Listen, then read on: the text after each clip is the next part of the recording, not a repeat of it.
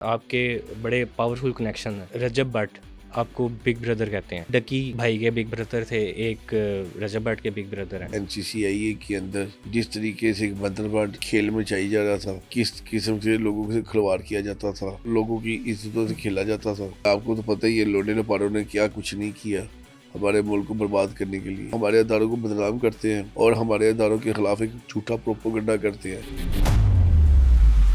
आप रजब भट्ट के big brother हैं, आपके भी कोई सबके बिग ब्रदर हैं। कोई नाम बताएंगे कौन है बिग ब्रदर? मैं तो अपने बिग ब्रदर के साथ था, हूँ और रहूंगा। इस्लामाबाद हाई कोर्ट में गाड़ी ले गया बगैर नंबर प्लेट के और शीशे भी गाड़ी के काले थे। बस होगी गलती, उसमें मैं मदद करता हूँ। और भी व्लॉगर्स हैं, क्यों होती रही बीच में जिस पे मुकदमात बनते रहे, क्या वजह थी? सोशल मीडिया झूठ बहुत है, इतना झूठ है कि आपकी सोच नहीं है। तो लोग यहाँ पे ना अजीबो गरीब सी हरकतें करते हैं झूठा फेम लेने के लिए। और झूठा फेम लेने के लिए कुछ ना कुछ तो बंदे को करना पड़ता है। फिर तो वो अपनी हरकत की वजह से, अपनी इस्तेमाल की वजह से आगे निकले, तो फिर मैं उसमें क्या कह सकता हूँ। मैं तब भी डंके की चोट पे कहा कि गया था बाय बाय टाटा, आज भी डंके की चोट पे कहता हूँ बाय बाय टाटा।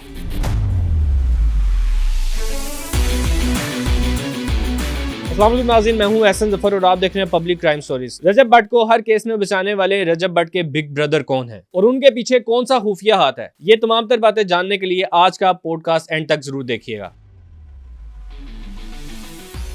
अस्सलाम वालेकुम जी वालेकुम सलाम। मलिक साहब, कैसे हैं आप? ठीक हैं अल्हम्दुलिल्लाह जी, अल्लाह का बड़ा करे। अच्छा, कहा जाता है लोगों की जानिब से कि आपके बड़े पावरफुल कनेक्शन हैं, तो इसमें कितनी सच्चाई है, इस पे क्या मेरे कहेंगे? आपसे भी बड़े अच्छे कनेक्शन है, मेरे शानवाज भाई से बड़े अच्छे कनेक्शन है। तो अगर आप इनको पावरफुल कहते हैं तो मेरे लिए बड़ी अच्छी बात है। सही। अच्छा, मैं आपसे जानना चाहूँगा कि रजब भट्ट आपको बिग ब्रदर कहते हैं और एक डकी भाई के बिग ब्रदर ब्रदर थे, एक रजब भट्ट के बिग ब्रदर हैं, तो क्या कहेंगे रजब भट्ट के साथ कैसा ताल्लुक है? रजब भट्ट मेरा छोटा भाई है जी, इसमें कोई शक नहीं है, बड़ा अच्छा लड़का है। हम्म। जो आपने बिग ब्रदर की बात की है ना, देखिए बिग ब्रदर जो है ना, वो जनरल बिग ब्रदर है अच्छा। और मैं उनकी बड़ी रिस्पेक्ट करता हूँ, मैं उनको सलूट करता हूँ। और जेन्युइन वो हमारे पाकिस्तान के मुखलिस और हमारे पाकिस्तान को इन करप्शन ज़्यादा लोगों से बचाने वाले वो फ़र्द हैं जिन्होंने इस चीज़ को साबित किया। जैसा कि आप देख सकते हैं कि NCCIA के अंदर जिस तरीके से बंदरबांट खेल में चाहिए जा रहा था, किस किस्म से लोगों से खिलवाड़ किया जाता था और लोगों की इज्जतों से खेला जाता था। जब ये बिग ब्रदर ने एक्शन लिया तो आज उन्हीं की बदौलत पाकिस्तान के अंदर, मैं पाकिस्तान की अब बात करूँगा, पंजाब की तो है ही है, जितने अदारे हैं, जितनी अथॉरिटी है, जितने ये अदारे से DC लेवल ले लें, कमिश्नर लेवल ले लें, या कोई अपना नेस्को लेवल का इदारा ले लें, या कोई कॉरपोरेशन का इदारा ले लें, लोग डर गए हैं। लोग अब थोड़ा सा उनके कानों को हो गई है बातें कि जी यहाँ पे भी बिग ब्रदर आ सकते हैं। तो लिहाजा वो उन्होंने एक मॉडल सेट किया NCCI उनके बंदों के मुतलिक। और यही वो बिग ब्रदर की वजह से आज हमारा मुल्क पाकिस्तान खुशहाल है, आज हमारे मुल्क पाकिस्तान में इस्तिकामत है। वरना ये आपको तो पता ही है लोडे लपाड़ों ने क्या कुछ नहीं किया हमारे मुल्क को बर्बाद करने के लिए। इन लोडे लपाड़ों ने क्या क्या कुछ करके यहाँ पे बिल्कुल ही बनकर कहानियाँ बना के हमारे मुल्क की साथ को ख़राब किया। आपको भूल गया 9 मई वाला वाक़या क्या था, और उसके बाद आप वो भूल गए कि वो साइफर लहराया गया था झूठ पे मबनी। फिर बाद में उससे पहले वो सिविल फरमानी की एक तहरीक चलानी लगी। ये वही लोडे लपाड़े हैं जो हमारे अदारों को बदनाम करते हैं, हमारे अदारों को ख़राब करते हैं और हमारे अदारों के ख़िलाफ़ एक झूठा प्रोपोगंडा करते हैं। तो मैं तो अपने बिग ब्रदर के साथ था, हूँ और रहूँगा, इसमें दो राय होनी नहीं चाहिए। वो है तो हमारा मुल्क है और अल्हम्दुलिल्लाह हमें उन पे प्राउड है और मैं उनका बड़ा सच्चे दिल से शुक्रगुज़ार हूँ। आप रजब भट्ट के बिग ब्रदर हैं, आपके भी कोई बिग ब्रदर हैं? सबके बिग ब्रदर हैं जी, आपके भी हैं। बिल्कुल सबके है तो हों। ठीक है तो है, मानना चाहिए। कोई नाम बताएंगे कौन है बिग ब्रदर? अ, नहीं, हम अलीम खान साहब को अगर कहेंगे आपके बड़े क्लोज मेरे लगते बड़े हैं, भाई हैं तो जी, वो कह सकते हैं वो। मेरे बड़े भाई हैं जी, मेरी इज्जत की जगह पे हैं। अल्लाह उनको ज़िंदगी तंदुरुस्ती, बड़े वफ़ादार बंदे हैं जी वो। और बड़ा मेरे से बड़ा प्यार करते हैं, उनकी मोहब्बत है मेरे लिए। सही। मैं आपसे जानना चाहूँगा कि रजब भट्ट से पहली मुलाकात कब हुई और दोस्ती का सिलसिला कैसे बना? देखिए जी, मैं तो पहले जानता नहीं था, ये व्लॉग वगैरह क्या होता है मुझे तो ये भी नहीं पता था। ठीक है। ये आजकल के जो नौजवान है ना, नई नस्ल के हुँ, बच्चे, जी। ये इस चीज़ को ज़्यादा देखते थे। मेरा बेटा भी उनमें से एक है। अच्छा, ठीक है। मेरे बेटे हुँ, ने हुँ। कहा कि ऐसा करके एक लड़का है जी, मैंने उससे मिलना है। वो मिल के आया कि उसकी वालिदा ने उसके साथ बड़ा प्यार किया। तो फिर बाद में जब कोई बातचीत हुई तो मेरा भी उनके साथ एक एक एक दो दफ़ा मिलना-जुलना शुरू हुआ। उसके बाद मेरा प्यार बन गया उनके साथ। हुँ, हुँ। तो इसी तरह भी आपस में सही। हो गया। अच्छा, कुछ लोगों ने ये भी कहा कि रजब भट्ट के साथ आपकी जो दोस्ती है, वो पब्लिसिटी लेने के लिए है। कुछ ऐसी बातें भी सुनने में आई। इसमें कितनी बात हकीकत है और क्या कहेंगे उन लोगों को आप? अल्हम्दुलिल्लाह जी, हम घर से पहले ही रजे हुए हैं, तो हमें इन चीज़ की क्या पब्लिसिटी की ज़रूरत है। अल्लाह का करोड़ा शुक्र है। ये देखिए, ये चीज़ों का ना बंदे का तब पता चलता है कि वो बंदे के थोड़ दिल हो। ये तो अल्लाह ताला का करोड़ा शुक्र है मेरे पे कि मैं अल्लाह का करोड़ा शुक्र अदा करता हूँ कि अल्लाह ताला ने बचपन से ही हमें इस चीज़ से नवाजा हुआ है। तो इस चीज़ की चीज़ ज़रूरत नहीं है, अल्लाह का करोड़ा शुक्र है। ठीक है। अच्छा, मैं आपसे जानना चाहूँगा कि रजब भट्ट इनसाइड पर्सनैलिटी कैसा है? मतलब कैमरे के सामने कैसे हैं और क्योंकि आप तो बड़े क्लोज़ हैं उनके। नहीं, अच्छा इंसान है, लड़का अच्छा है, दर्द दिल रखने वाला है, अपने माँ-बाप की इज़्ज़त करने वाला है और नरम दिल है। वो लड़का अच्छा है। अच्छा, हमने देखा कि रजब भट्ट के ऊपर जब भी मुश्किल वक़्त आया, तो आपको साथ देखा हमने। उस टाइम जब वो शेर के मामले में एफ़आईआर हुई और वो जो एक शादी में तोहफ़ा दिया गया, उस मामले पे भी एफ़आईआर हुई, तब भी आप नज़र आए। कोई भी केस हुआ, तब भी आप नज़र आए, हर केस में। लेकिन हमने ये भी देखा कि वो जिस केस में हमें आप नज़र आए, उस केस से आप निकलवा लेते थे रजब भट्ट को। ये क्या किस तरह कर लेते हैं? देखिए, मेरी बात सुनिए, ये निकलवाने वाली बात तो एक अलग चीज़ है, लेकिन एक चीज़ बड़ी क्लियर कट है, मैं जिसका दोस्त हूँ, उसका मैं दोस्त हूँ। हाँ, जिसका मैं दुश्मन हूँ, उसका मैं दुश्मन हूँ। अगर आपका साथ मेरा ताल्लुक बना है, तो इंशाल्लाह ये मरते दम तक रहेगा ताल्लुक। तो इसी तरह उसके साथ भी मेरा ऐसे ही है, भाइयों वाला है। वो उसको कोई प्रॉब्लम थी, वो अल्लाह ताला ने करम कर दिया, वो निकल आया। बस इसमें मेरी कोई फ़ुर्कारी नहीं है, ये मेरे अल्लाह का करम है। अल्लाह का करम है, बिल्कुल सही। अच्छा, हमने ये भी देखा जब रजब भट्ट यूके से वापस आ रहे थे, आपको कितने दिन पहले पता लग गया था कि मुझे 6 दिन पहले का पता था। तो पहले ही ये हिफाज़ती ज़मानतें आपने करवा ली थी? नहीं, वो उनके वकीलों ने करवाई थी, अली इशफ़ाक़ साहब ने, वो एक बड़े सीनियर लॉयर हैं।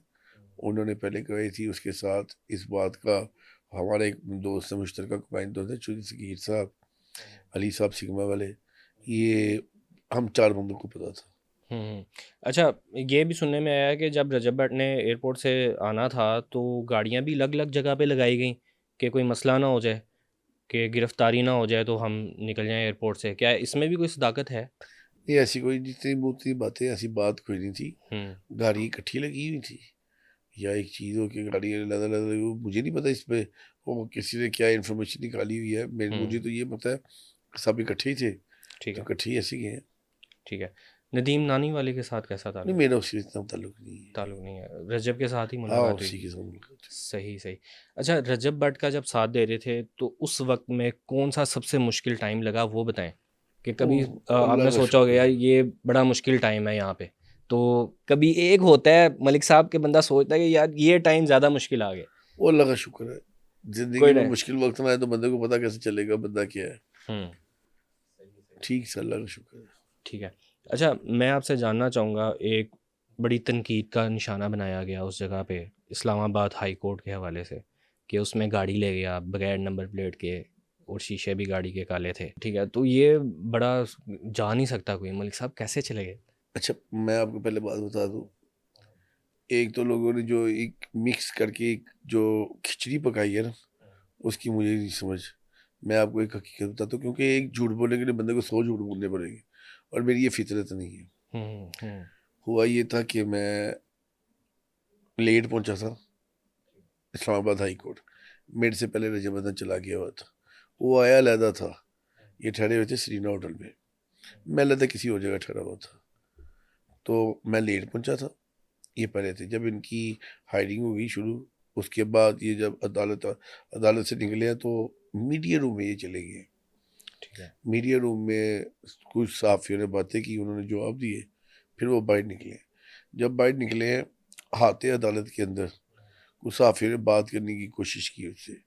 हमारे वकील साहब ने कहा इनसे बात यहाँ पे नहीं करनी, यहाँ पे बात करेंगे तो नई कंट्रोवर्सी ना हो जाएगी। इतनी देर में मेरा ड्राइवर ना गाड़ी बैक कर रहा था, वो बैक करके लाए, उसने पूछा मौलवी साहब आपकी गाड़ी है?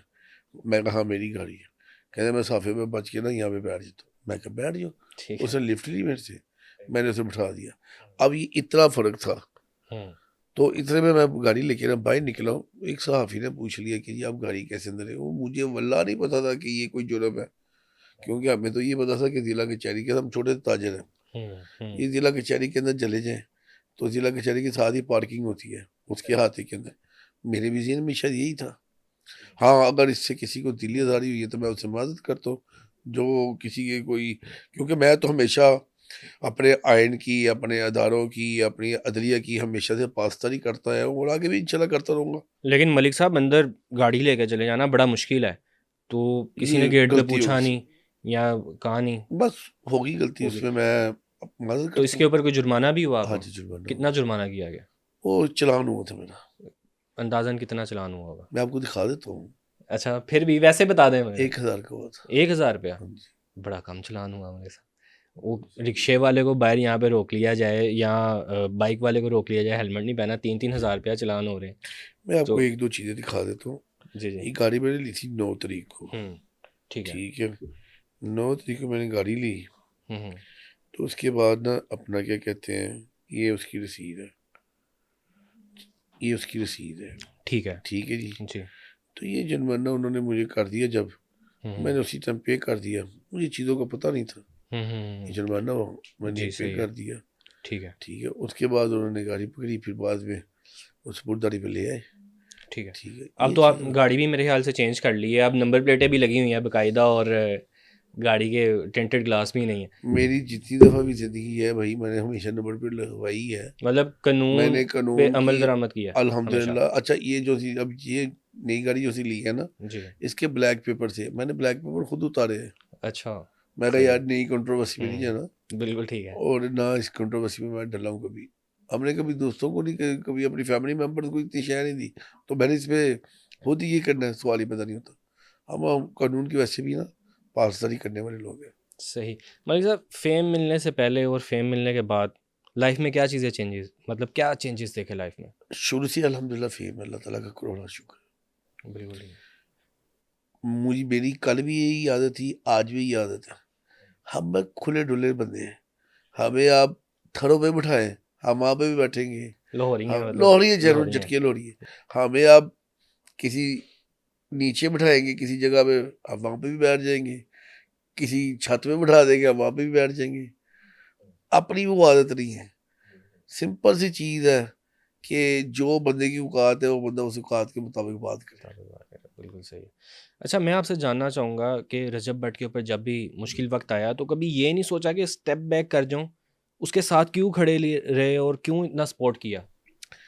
उसकी वालदा बड़ी अच्छी औरत है जी, मैं उनकी बड़ी इज्जत करता हूँ। ये लड़का भी अच्छा है। तो मेरी ज़िंदगी में दो नंबरी है ही नहीं। हुँ, मैं जिसके साथ खड़ा हूँ उसके साथ खड़ा हूँ, उनके साथ खड़ा हूँ तो खड़ा रहूँगा इंशाल्लाह। हुँ।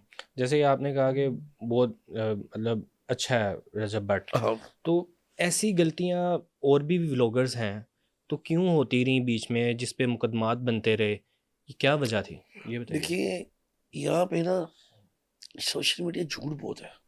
अच्छा, हाँ। इतना झूठ है कि आपकी सोच नहीं है। तो लोग यहाँ पे ना अजीबो-गरीब सी हरकतें करते हैं, झूठा फ़ेम लेने के लिए। और झूठा फ़ेम लेने के लिए कुछ ना कुछ तो बंदे को करना पड़ता है फिर। तो वो अपनी हरकत की वजह से, अपनी इस्तेमाल की वजह से आगे निकले, तो फिर मैं उसमें क्या कह सकता हूँ? तो ये चीज़ होती है। कोई चीज़ ऐसी जो मीडिया ने गलत आगे पहुँचाई हो? बड़ी चीज़ें हैं, अल्लाह उनका भला करे। सही। अच्छा मलिक साहब, आपसे मैं जानना चाहूँगा कि रजब भट्ट और नदीम नानीवाला के साथ भी आपके अच्छे ताल्लुकात हैं। तो नदीम नानीवाले के ऊपर भी कोई केस हुआ था? नहीं, मुझे इस उसका हवाले नहीं से पता। बताइए। नदीम नानीवाले का मैं नहीं जानता इतना। ठीक है। मेरा इसी की वजह से थी, और मैं कभी ना बाईपास करने वाला बंदा नहीं हूँ। हुँ। मैं ठीक नदीम है। नानीवाला ठीक है, उसका दोस्त है, मेरे लिए काबिल एहतराम है, लेकिन मेरा उससे ताल्लुक कोई नहीं है। हुँ, जो एक हकीकत है वो मैं हकीकत बयान करूँगा। ठीक हो गया। रजब भट्ट के साथ अगर अभी एक और चीज़ हमने देखी सोशल मीडिया के ऊपर, टिकटॉक पर, कि मियाँ बिलाल एडवोकेट हैं, उनके साथ एक नई उनकी एक बहस स्टार्ट हो गई है।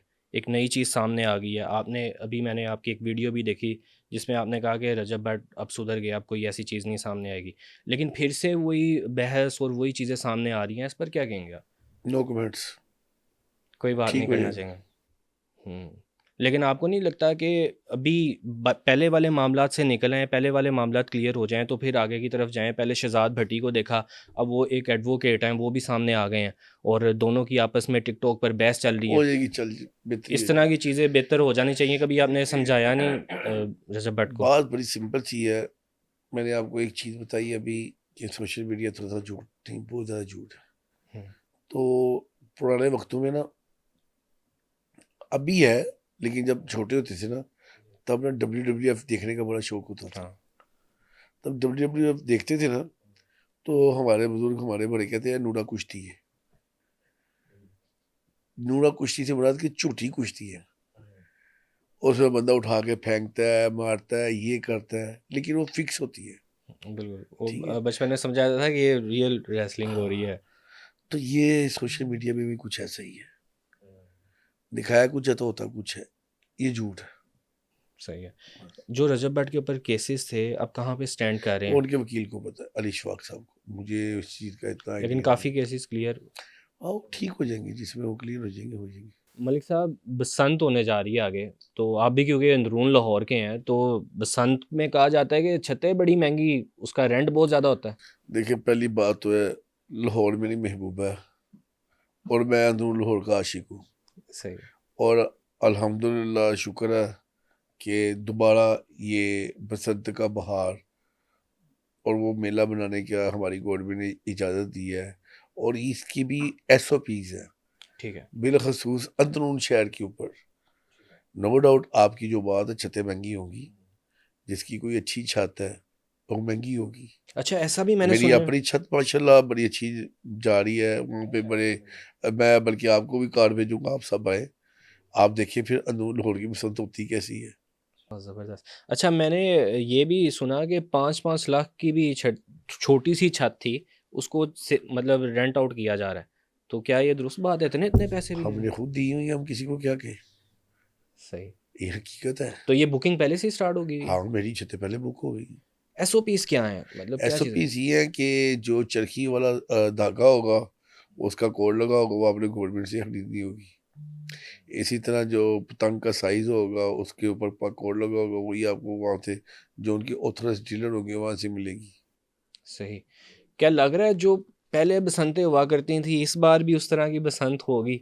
ज़्यादा भारी होगी, इस बार ज़्यादा बहारें होंगी? ज़्यादा होगी। सही। अच्छा मलिक साहब, मैं एक और चीज़ आपसे जानना चाहूँगा, मरहूम तीफ़ी बट के साथ आपका कैसा ताल्लुक था? गोगी बट के साथ कैसा ताल्लुक था? और ट्रकों वाले के साथ कैसा ताल्लुक था? ये भी बताइए। नहीं, मेरा सबसे बड़ा अच्छा ताल्लुक था। हुँ, तिफी बार साहब मेरे वालिद साहब के दोस्त थे जी। अच्छा। बड़ा अच्छा प्यार था, मेरे से बड़ा प्यार था। गोगी बार साहब से मेरा बड़ा प्यारा प्यार तो है। और जो अपना क्या कहते हैं बिलाज, अल्लाह जन्नत नसीब करे, ये भी मेरा बड़ा अच्छा दोस्त था, बड़ा अच्छा लड़का था। लेकिन ये जो दुश्मनियों की जर चले गए हैं, बेसिकली हमेशा ना थर्ड पर्सन फ़ायदा उठाता है। हाँ, जो 2 घर लड़ने वाले होते हैं ना, तीसरे घर की रोटी लग जाती है। वहाँ से इधर की बात उधर, उधर की बात इधर करके उनका ज़रिए मुआश लग जाता है। तो ये ऐसे काम होने नहीं चाहिए थे। तो मेरा तो ताल्लुक था जी इनके साथ अच्छा, मैं तो मानता हूँ, मेरा ताल्लुक था। आपसे मैं जानना चाहूँगा बैकग्राउंड क्या है मलिक साहब? अल्हम्दुलिल्लाह जी, बैकग्राउंड अल्लाह ताला की बड़ी करम है। मेरे वाले साहब अल्लाह पाक उनको जन्नत नसीब करे। उनका लाहौर शहर के अंदर एक बड़ा नाम, एक बड़ा मुकाम और एक बड़ा सालसी किरदार है जी। मेरे वाले साहब का नाम मलिक नवादी शरी, निकनेम ज़्यादा मशहूर था मलिक बाजी। और बेसिकली हम पेशे से ताजर थे, हुँ, हुँ। वाला साहब भी ताजर थे। आज़म क्लास मार्केट के पहले प्रेसिडेंट वो थे। अच्छा, ठीक है, उसके अलावा मेरे ताया जी डीएसपी होते थे। ठीक है। और छोटे चाचू नाज़िम होते थे। छोटे चाचा मेरे चीफ इंजीनियर लेस्को हुए थे। ठीक है। अच्छा, चाचू के बाद सियासत में आपने कदम रखा पहला? क्या हाँ, ये ठीक है? सियासत में मैंने कदम रखा था। ठीक है, सियासत में कब कदम रखा और कैसे ख़्याल आया कि यार सियासत में कदम रखना चाहिए?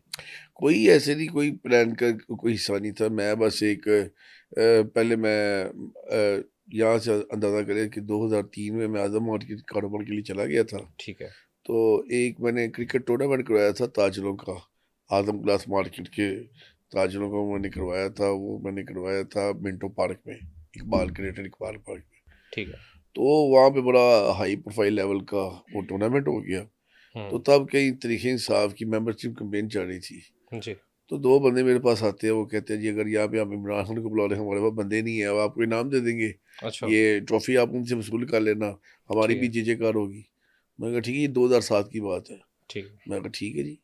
तो इतनी देर में उन्होंने वहाँ पे इमरान खान साहब को बुलाया, ठीक है। तो बस तब से फिर मैं पॉलिटिक्स में आ गया उनके साथ। उनके मतलब पहली पार्टी आपने मेरी पाकिस्तान पहली पार्टी तहरीक-ए-इंसाफ की थी। तहरीक-ए-इंसाफ। ठीक है, तो लाइक करते थे इमरान खान को? ज़ाहिर वाली जी, ऑब्वियसली आपको पता है वो एक उस वक़्त वर्ल्ड कप जीता हुआ था, कौम की नज़र में वो एक स्पोर्ट्समैन था और सारे बड़ी इज़्ज़त करते थे, याद करते थे। तो फिर उनकी उन्हीं की इम्प्रेस होके हमने वहाँ पे सियासत शुरू कर दी थी। आज़म क्लॉथ मार्केट के सदर भी हैं, क्योंकि आपका बिज़नेस के साथ भी ताल्लुक़ है और आप सियासत में भी हैं इस टाइम पे। इस टाइम पे भी आप आईपीपी के सदर भी हैं जी, लाहौर बिल्कुल। के। जी, लाहौर के तो सदर। मैं आपसे जानना चाहूँगा सियासत और बिज़नेस में कितना फ़र्क है? देखिए, सियासत और बिज़नेस में बड़ा फ़र्क है जी। हुँ, मैं आपको पहले एक बात बताता हूँ। अल्हम्दुलिल्लाह मैं बड़े फ़ख्र से कहता हूँ कि मैं रिज़्क़ हलाल कमाता हूँ। कोई सियासतदान इतने फ़ख्र से कह नहीं सकता। क्यों? क्योंकि इसके पीछे बड़ी बातें होती हैं, बड़े मकासद होते हैं और बड़ी चीज़ें आ जाती हैं। मैं तो बड़े फ़ख्र से अल्हम्दुलिल्लाह कहता हूँ कि मैं सियासत को इबादत समझ के करता हूँ और रिज़्क़ हलाल कमाता हूँ। जो मेरा कारोबार है, मेरा ज़रिए माश वही है और मैं वहाँ से कमाता हूँ। मैंने खुद मेहनत करनी है, खुद काम करना है और उसी में मैंने कमाना है। अपनी लाइफ़ में अब तक सबसे मुश्किल वक़्त आपने कब देखा? जब वालिदा का इंतकाल हुआ था, वो सबसे मुश्किल। हाँ, पता चला कि मेरी औकात क्या है। हुँ, पता चला कि मैं क्या हूँ। मुझे आइडिया नहीं था कि मैं तब बड़ा मानता, बड़ा हवा-दावा रखता था। बड़ी चीज़ें थी, लेकिन आइडिया हुआ नहीं भई, वो अल्लाह ही गफ़ूर रहीम है। मेरी वालिदा को ना कोरोना हो गया था ठीक है। और तब मैं तहरीक-ए-इंसाफ का बड़ा मेन सरगर्म रुकन था, हुँ, टिकट हुँ, हुँ। होल्डर था, इलेक्शन लड़ा हुआ था एमपीए का और बड़ी चीज़ें की हुई थी।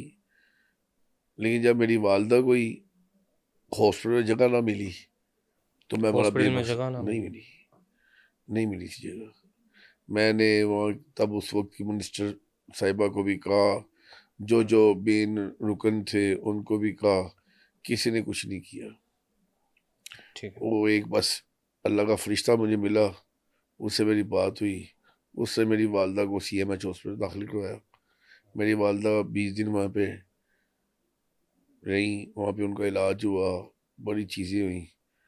नहीं फिर अल्लाह का हुक्म था, वो इंतकाल कर गई। तब अकल आई हुँ, कि इंसान क्या है। क्योंकि बंदे के ना दिमाग में कोई हुरमस्ती हो जाती है कि बंदा पता नहीं अपने आप को क्या समझने लग पड़ता है। लेकिन वो अल्लाह की लाठी बड़ी बेबाक है। उस वक़्त आइडिया हुआ कि वाक़ई मैं बेबस था, मैं कुछ नहीं कर सका। अगर वो अल्लाह का फ़रिश्ता मेरी वालिदा को हॉस्पिटल में दाखिल ना कराता, शायद मैं सुसाइड कर लेता।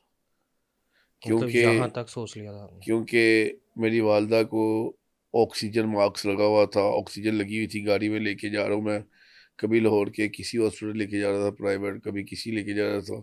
उनको पहले पैसे पकड़ा रहा हूँ, उन्होंने एडमिट नहीं किया, उन्होंने एडमिट नहीं किया। कहाँ-कहाँ अप्रोच की, क्या-क्या कुछ किया, लेकिन नहीं किया उन्होंने। एंड में बेबस होके जब घर वापस आ रहा था, तो ज़ारो-कुतार मेरी आँखों में से आँसू निकली जा रहे थे कि मैं क्या करूँ? फिर वही मैंने आपको बताई बात कि एक अल्लाह के फ़रिश्ते से मेरी टेलीफ़ोन में बात हुई। मेरे लिए वो फ़रिश्ता बन के आया था। उसने फिर वहाँ पे अरेंजमेंट किया ठीक है, सीएमएच में, तो मेरी वालिदा का वहाँ पे दाखिला हुआ था। ठीक है। आज भी वो वक़्त याद आता है आपको? आता आता है, बिल्कुल आता है। अल्लाह पाक आपकी वालिदा को जन्नतुल फ़िरदौस में आला आमीन, मुक़ाम अता आमीन। फ़रमाए। मैं आपसे जानना चाहूँगा जब सियासत में थे तो किसके मद्दे मुकाबिल इलेक्शन लड़ा, कौन था मद्दे मुकाबिल, ये बताइए? मैंने 2018 में इलेक्शन लड़ा था पीटीए की तरफ से। मेरे मद्दे मुकाबिल हमदा शहबाज साहब थे। मैंने उनके मुकाबले में इलेक्शन लड़ा था और उनके मुकाबले में 48,000 वोट पड़ा था। और मैं आज कहूँ कि मुझे फार्म 45 के तहत करवाया गया था उस वक्त की मेरी ही हुकूमत ने। तो फिर क्योंकि मुझे ये कहा गया था जुबान तुम्हारी वजह से पूरा पाकिस्तान का इलेक्शन खत्म हो जाना था। हम्म। अच्छा। ये मुझे मेरी हुकूमत की उस वक्त लोगों ने कहा था, जो कहा एक ही पे बैठे हुए थे, एक पोस्ट पे बैठे हुए थे। क्योंकि मुझे पता था कि मैं वो इलेक्शन जीता हुआ था, हम्म। लेकिन मुझे फार्म 45 के जरिए करवाया गया। और आज वही लोग फार्म 47 फार्म 45 की बातें करते हैं। लेकिन मैं हारा, मैंने हार कबूल कर ली। जितना मर्जी कर लेता, मुझे आइडिया था कि कुछ होना नहीं। लेकिन आज ये वही लोग हैं जो बड़ा वावेला मचाते हैं, फार्म 45 की फार्म 47 की बात करते हैं। तो सबसे पहले खिलवाड़ तो उन्होंने यही किया था मेरे साथ। मतलब आप मेरी जानते हैं बिल्कुल हाँ। ऐसी, तब जब हुकूमत बन गई उसके बाद हमारे दिमाग में यही आया जी कि अब नया पाकिस्तान बन गया है। अब नए पाकिस्तान की बुनियाद रख दी गई है। ठीक है। अब नए पाकिस्तान में सैकड़ों की तादाद में, लाखों की तादाद में नौकरियाँ आएंगी। अब नए पाकिस्तान में लाखों की तादाद में नए घर बना के गरीबों में तकसीम किए जाएंगे। ठीक है। हमारे यही जेल में डाला गया था कि जी लाखों की तादाद में यहाँ पे बाहर से लोग रोजगार कमाने के लिए पाकिस्तान आएंगे। हमारे दिनों में यही डाला गया था जी करप्शन फ्री पाकिस्तान होगा। ठीक है। हमारे दिन में ये डाला गया जी कि ये पाकिस्तान में तरक्की होगी, पाकिस्तान की टेक्सटाइल चलेगी, पाकिस्तान अब इंपोर्ट करेगा, पाकिस्तान एक्सपोर्ट को छोड़ के बेपना अपना ज़रा मुबादला कमाएगा। लेकिन बदकिस्मती से जब देखा गया पंजाब के अंदर एक ऐसा खूबसूरत सा गुलदस्ता दे दिया गुलजार की शक्ल में कि उसने पूरा यहाँ पे लाहौर शहर क्या पूरे पंजाब का ही बैनर कर दिया। साथ उसके फराह गोगी मिल गई, साथ जमील गुज्जर मिल गया, साथ मिनिस्टर साहिबान मिल गए। हम्म। और वफाक में देखा जाए, वफाक पूरा दे दिया हमने जादू टोने वालों को। वो जो करते थे जादू करके तवीज़ धागे करके, जो उन्होंने वहाँ पे बनी गाला का हल कर दिया, या जो उन्होंने प्राइम मिनिस्टर हाउस का हल कर दिया, या जो उन्होंने कैबिनेट का हल कर दिया, वो किसी से ढकी छुपी बात नहीं है। मलिक साहब ऐसा तो नहीं है कि आप पीटीआई को आप बुरा भला कह रहे हैं क्योंकि आपने पीटीआई छोड़ चुके हैं इस वजह से? देखिए, अगर पीटीए मैंने छोड़ी है ना, हम्म। यहाँ पे आ जाए, तब इमरान खान प्राइम मिनिस्टर था। ठीक है। उन्हीं की पंजाब हुकूमत थी, उन्हीं की वफाक में हुकूमत थी। जब वो कहते हैं पंजाबी पढ़िया मिला छड़ गया, मैं वो करके आया था। मैं ये 9 मई वाले बोल से नहीं हूँ कि जो बयान दे के बाद में मुकर जाए। मैं तब भी डंके की चोट पे कहा कि गया था बाय बाय टाटा। आज भी डंके की चोट पे कहता हूँ बाय बाय टाटा। मैं आपसे जानना चाहूँगा कि आईपीपी लाहौर के आप सदर भी हैं, लेकिन इस बारी आपने इलेक्शन में हिस्सा नहीं लिया, क्या वजह थी? देखिए, यहाँ पे थोड़ा हमारा यहाँ पे इशू आ गया था, इत्तेहादी पार्टी के साथ इलेक्शन लड़ना था, जिसमें हमारी सीट एडजस्टमेंट नहीं हो सकी। तो मेरे लीडर, मेरे बड़े भाई, मेरे कायद अब्दुल अलीम खान साहब ने कहा कि मैं उनकी कैंपेन करूं, उनके इलेक्शन की। तो मैं फिर उनके इलेक्शन की कैंपेन में लग गया था। मलिक साहब एंड पे हमारे नाज़रीन को कोई मैसेज देना चाहेंगे आप? मैं अपने जितने भी सार्फिन हैं, जितने भी नाजरीन हैं, जितने भी मेरे भाई हैं, बहनें हैं, बुजुर्ग हैं, बच्चे हैं, बिलखसूस बच्चों को एक बात जरूर कहूँगा कि ज़िंदगी में अगर कामयाब होना है ना, तो अपने माँ बाप के पाँव दबा के सो। हम्म। जो कुछ मर्जी कर लो, अपने माँ बाप की इज्जत करो, उनके पाँव लात में दबा के सो। उनको दुनिया में और आखिरत में इतनी तरक्की मिलेगी कि उसकी सोच भी नहीं होगी। ये अगर लोग देखते हैं ना कि जी ये मलिक ज़ुबान है, ये मलिक ज़ुबान को इतनी तरक्की दी अल्लाह ने दी है, इतना कुछ हो रहा है, ये मेरा इसमें कोई किस्म का कोई किरदार नहीं है। ये सारा मेरी माँ बाप की दुआओं का सदका है। सदका है सिंपल, मेरी माँ बाप की दुआओं का। जो कुछ भी हुआ है आज अपने वालदेन की बदौलत ही। अगर मेरे वालिद साहब का नाम मेरे नाम के साथ ना लगा होता, शायद मैंने क्योंकि डेयरी लगाई होती। ये जो कुछ भी मुझे मिला है, मेरे वालदेन की खैरात मुझे मिला है। और अपने वालदेन की इज्जत करें, अल्लाह ताला इतनी तरक्की अता करेगा कि बंदे की सोच नहीं होगी। मैं आपके सामने मिसाल हूँ। बहुत शुक्रिया मलिक साहब आपके वक्त का। नाज़रीन हमारे साथ मलिक ज़मान मौजूद थे। इनकी गुफ्तगू आपने मुलाज़ा की। उम्मीद है ये पॉडकास्ट आपको पसंद आया होगा। इसके साथ ही अपने मेज़बान को दीजिए इजाज़त। अल्लाह हाफ़िज़।